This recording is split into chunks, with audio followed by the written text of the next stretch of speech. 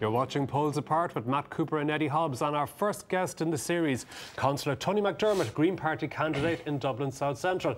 And Tony, bad news this morning. The polls, the Greens are down to 6%. It seems everyone's stolen your hemp clothes and your open-toed sandals, and you're not going to do as well in the election as you thought. Well, Matt, it seems that Thursday is a down day. However, last weekend the polls showed that we were up to 9%. So here we have polls. Eddie, the Greens are like all the other politicians. The polls they like are brilliant, the polls they don't like, they don't want. What do you make of the numbers? Well, I think the question I'd ask you, Tony, is, you know, the concentration of Greens seems to be in Dublin and in the urban centres. I mean, rural people seem to be scared witless of the Green Party. Do you think that's... do you think they're right in that? They generally get things right? Well, Eddie, the Green Party is 25 years old this year. We're the youngest party in the country. We're also an all-Ireland party. So, again, for the first time this year, we started in Dublin. We are growing our base. In 2004, in the local elections, we had councillors elected onto local authorities all over the country. Already those councillors and the effect of that local representation is beginning to kick in. In Fingal, we see where the energy standards what do you think is scaring the rural voter then?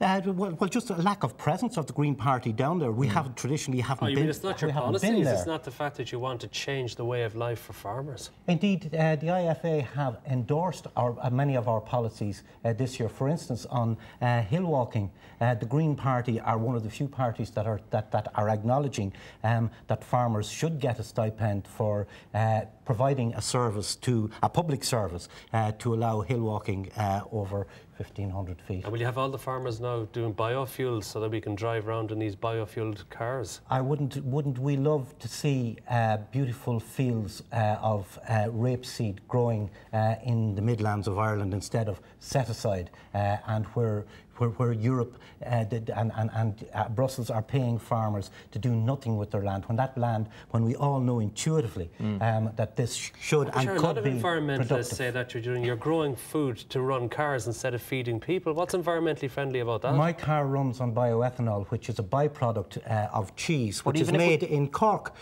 Your native West Carbery food product. Tony, sell me way to run my car. If we planted the entire country for a minute, and we just ignore food, we planted the entire country with biocrops, what percentage of our transport fuel would be replaced?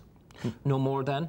Well, a small percentage, but the real issue is that we need to get people out of their cars. So biofuels and biocrops are a means towards an end. We just can't wave a magic wand, but we can build our economy and we can begin to do research and development, and indeed in Ireland. But if you take the role, what's the thing about taking people out of their cars? Irish people love their cars. They spend a lot of money in buying their cars. They pay high taxes to the cars, and you want them to leave them in the driveways. Indeed, we're a small country on the periphery of Europe, but however, we are the most car-intensive users of cars in Europe.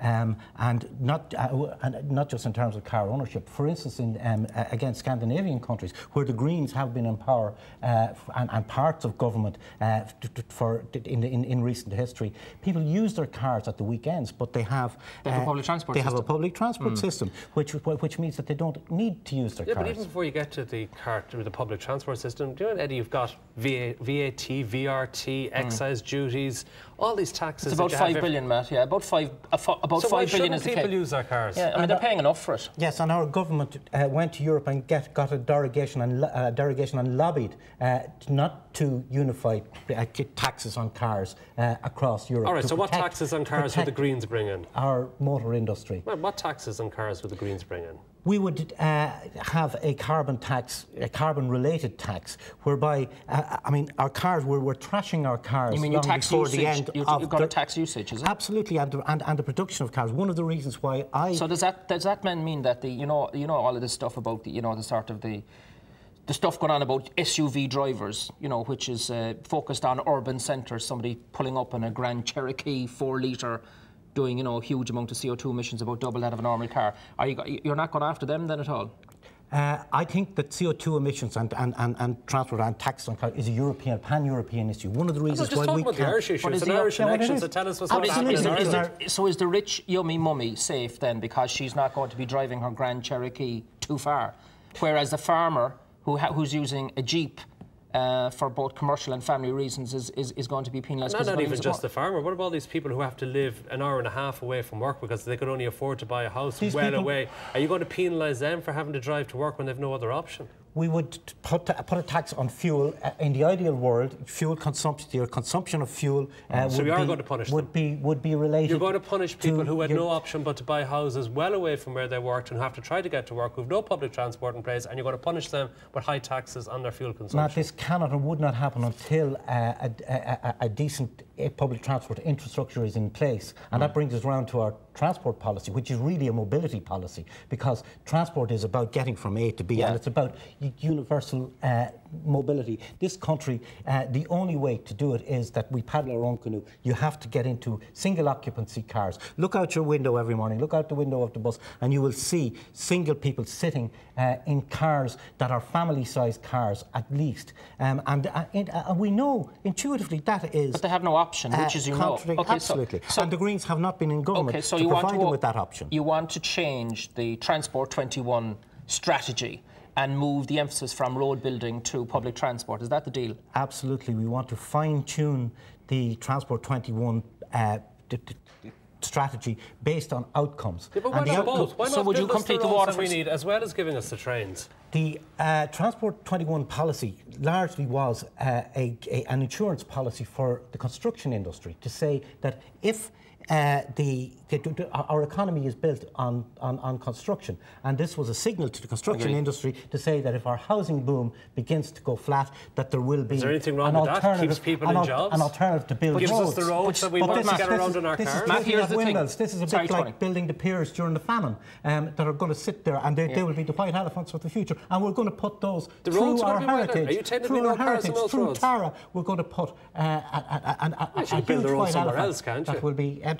We can build a railway line somewhere else, Matt. Tony, both of them. Matt, correct. We have to cut to a commercial break. Join us after the break, where we're going to be talking about the motorway that's not going to Waterford. Well, you're very welcome back to Poles Apart with Matt Cooper and little old me, and we're with Tony.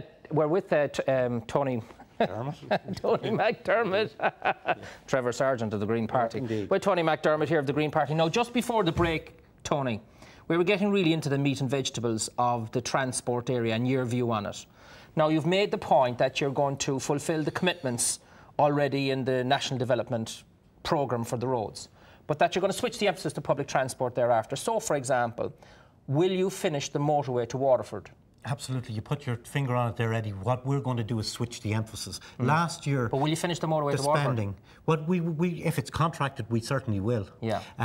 But what won't you fill? Which one would you knock off because they haven't been committed yet? We will do the ones that... we will re-look at the ones that aren't committed, and we will look at them from the perspective of bypassing towns. Our strategy is to get people from one end of the country to the other end of the country in times that were achievable 30 years ago. But not on roads. If we can get that, it will be quicker off roads. Our public transport system should be able to get people from point to point quicker than it was. My background is in the airline industry.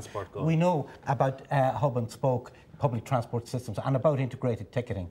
We can start straight away next year. Transport 21 says that in the next 10 years we are going to invest €108 per second. In transport. Of taxpayers' money. Well, in some sort of public-private partnership. Are you going to do it any faster than the government has said it would do it? Well, absolutely. I think that investment in the public transport components can be completed quicker and under budget than the roads network. We already have infrastructure laid down, for instance, in quality bus corridors in all our major cities, which are lying empty at the moment. We will put more buses there, and we will put smarter buses. OK, look, that's the transport thing, but you know, you say you get this, the planning is very difficult for all this, and aren't the Greens a bunch of NIMBYs anyway? You want to put an incinerator somewhere, you get the Greens coming along objecting. You want to do anything in this country that is progress or development, and the Greens want to take us back into the 20th century, even the 19th century. Well, we have seen where the lack of planning and development, Matt, has taken us in the last 20 years.